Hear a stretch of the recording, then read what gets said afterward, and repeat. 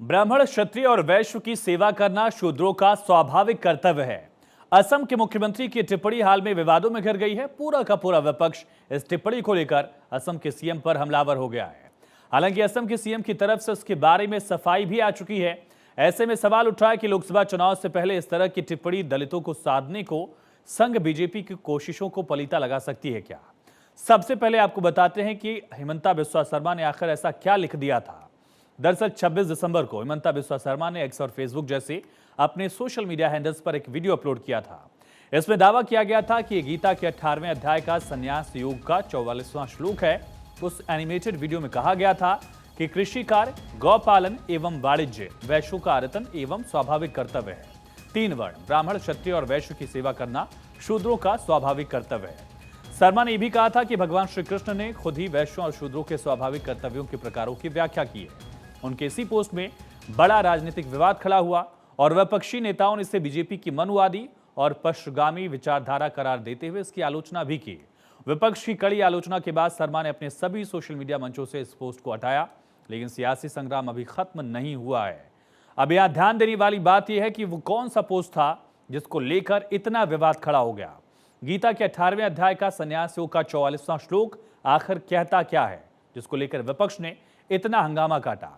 इस बात को समझने के लिए आपको गहराई में उतरना ही होगा, क्योंकि गीता में कही गई बातों को सीधे शाब्दिक अर्थ निकालना इसका सही नहीं है, बल्कि उसकी गहराई को समझना होगा। सबसे पहले देखिए गीता का इस श्लोक, आखिर इसमें लिखा क्या है। श्लोक है, कृष्ण गौ रक्ष वाणिज्यम वैश्य कर्म स्वभावजम परिचर आत्कम कर्म शूद्रस्यापि स्वभावजम। इस श्लोक की दूसरी लाइन को समझना बेहद जरूरी है। इसमें श्री कृष्ण वैश्य और शूद्रों के बारे में बता रहे हैं। खेती, गाय को पालना, खरीद बेच का सत्य व्यवहार वैश्य के स्वाभाविक कर्म माने गए हैं। कृष्ण कहते हैं सच्चा बिजनेसमैन वो है जिसमें खरीदने और बेचने में बेईमानी या झूठ या किसी दूसरे के अधिकार का गबन कर लेना ये सत्य व्यवहार नहीं होता। मतलब बिजनेस में सत्य व्यवहार यानी ईमानदारी ही वैश्य का स्वाभाविक कर्म है। और दूसरी तरफ जिसमें ज्ञान की कमी है वो अपना उद्धार सिर्फ दूसरों की सेवा से ही कर सकता है, उसके लिए और कोई चारा नहीं है। इस बात का उदाहरण आज के जमाने में भी आप देख सकते हैं। अगर किसी ने ज्ञान हासिल किया है, यानी अगर वो पढ़ा लिखा है, तो वो एक बेहतर नौकरी करता है। इस बात से फर्क नहीं पड़ता कि उसकी जाति क्या है।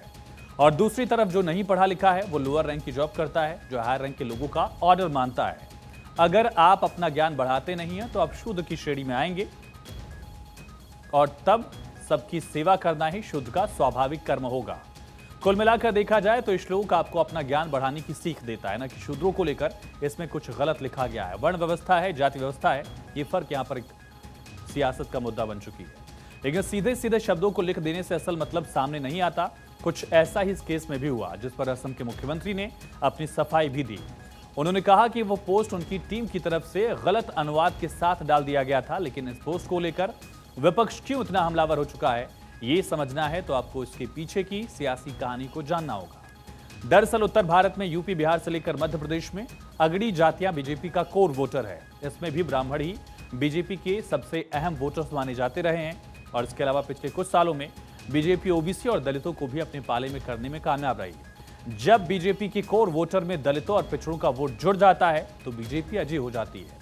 और इसी सिलसिले में यूपी में छोटे दलों के साथ गठबंधन के साथ ही बिहार में भी पार्टी एलजेपी और दूसरे दलों को अपने साथ रखना चाहती है। बीजेपी ने अगले लोकसभा चुनाव में 50% से ज्यादा वोट हासिल करने का टारगेट रखा है। ऐसे में दलितों का बीजेपी के पक्ष में समर्थन काफी अहम हो जाता है। आप इसी से समझ सकते हैं कि आज पीएम अयोध्या में एक दलित परिवार के बीच पहुंचे थे। उनके यहाँ पीएम ने चाय पी, हालांकि वो लाभार्थी परिवार भी था। अब अगर ऐसे में पार्टी के बड़े नेता और किसी सूबे के मुख्यमंत्री की तरफ से इस तरह की टिप्पणी होगी तो तय है कि इसका असर पार्टी के वोट बैंक पर पड़ेगा, विपक्ष को इसका मुद्दा मिलेगा और इसी बात का फायदा विपक्ष उठाना चाहता है।